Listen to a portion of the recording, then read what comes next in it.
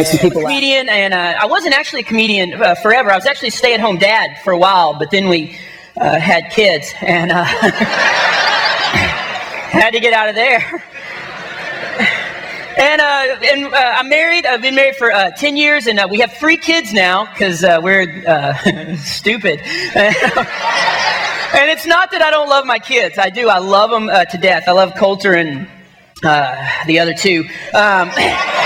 It's just that I'm a father of 3 kids. There's a lot of responsibility, and so there's things I'm not good at that I'm supposed to be. Like, the father has all these, rules and things that like a protector of the family is a good example. I'm the protector of my family, me.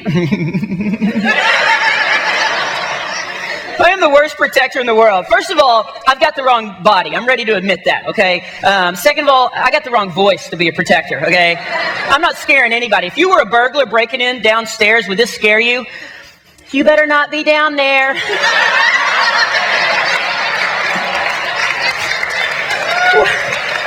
is that? I'm like the only guy that can stand at the top of the stairs and go, you better get out or I'll call my husband,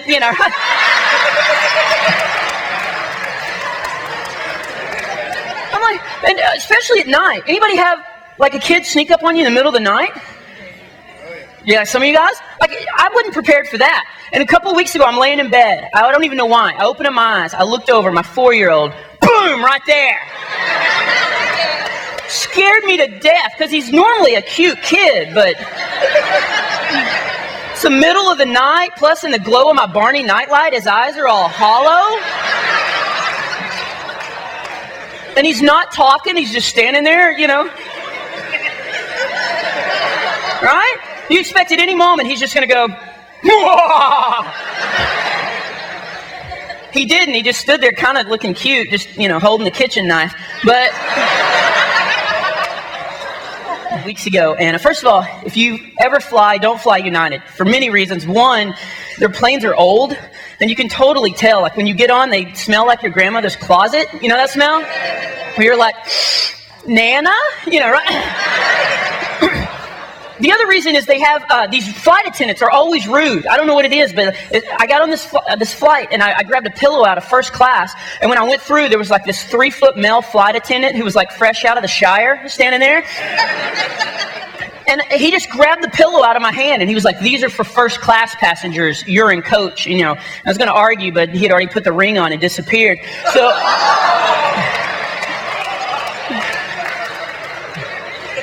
And also, I'm sure this won't happen to you, but when I fly United, I always get put in the worst seat in the plane. Usually it's the middle seat between the 2 biggest guys on the plane that are usually like fresh back from the steroid convention thing. What's the steroid? Major League Baseball All-Star game. So, well, sorry. I'm not good at sports because I'm afraid of needles. So...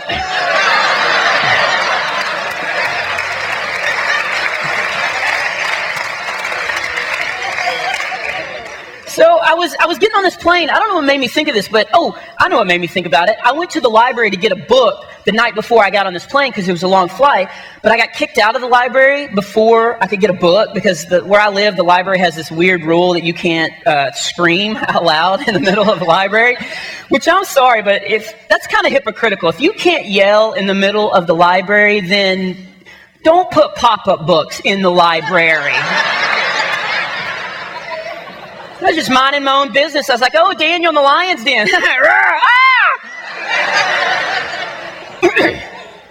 So anyway, I got on the plane and I sat down and I was going to fall asleep because I didn't have a book. And what I did was I started to fall asleep, but then the little flight attendant dude started making his announcements. He's like, can everybody's attention, please? We represent the Lollipop Guild, the Lollipop... He didn't do that. But at one point later, he came down because I hit my call button. It was kind of funny because he was all mad because of the whole pillow thing. And he was like, you're causing trouble. I'm not even supposed to be up now. And I wanted to say, not supposed to be up? You're not even supposed to be out of that chocolate factory, man. I didn't say that because I'm a Christian. So... But I was going to fall asleep, but he started making his announcements, which I don't know if you guys fly a lot, but the 2 announcements that kind of just seem weird to me is, one, they say in the event of a water crash landing, you can use your seat cushion as a flotation device. Well, I'm sorry, but if I'm ever in a crash, the seat cushion I was just sitting on...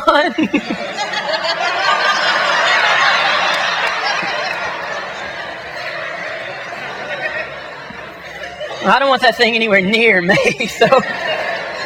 What was the other one? There was another one. Oh, I know what it was. They say in... like when the oxygen mask falls down, I thought oxygen started flowing. But just a couple weeks ago, I was listening to it, and they said you have to tug lightly on the tube to start the flow of oxygen. Well, that's dangerous. We got to rethink that, because who's going to be able to go 10,000 miles an hour into a mountain going, ah, hee hee.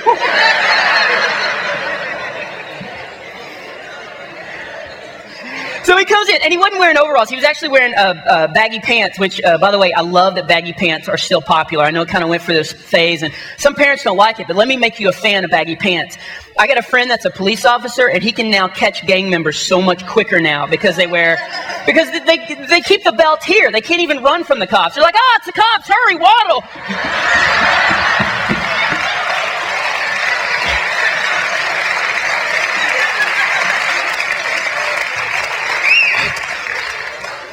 I'm surprised they don't just hide in their pants. Oh, it's the cops!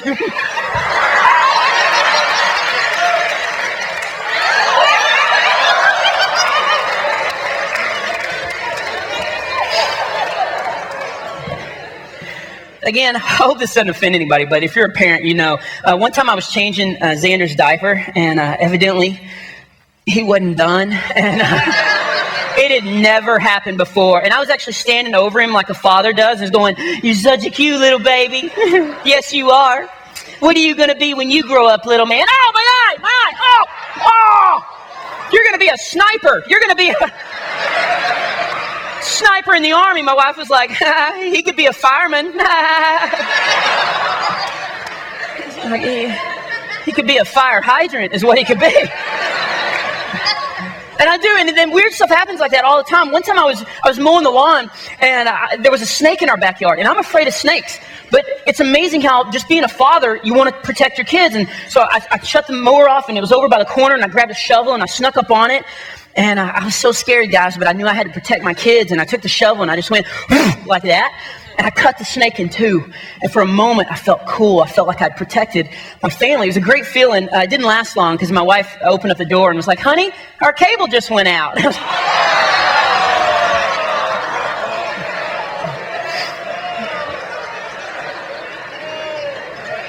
Dude, just to test to see how weird I was. My dad told me we were too poor to afford a dog. So if a burglar broke in, I was supposed to bark at him. And it happened my freshman year in high school. It was horrible. This guy broke in our house, and I was only a freshman, and I was laying in bed. You know, I was 18, and I was laying in bed, and this guy broke in, and he was unplugging the TV, and I was scared to death, but I had a job to do, so I threw the covers off, and I just ran into the living room, ran right up to him, and just went...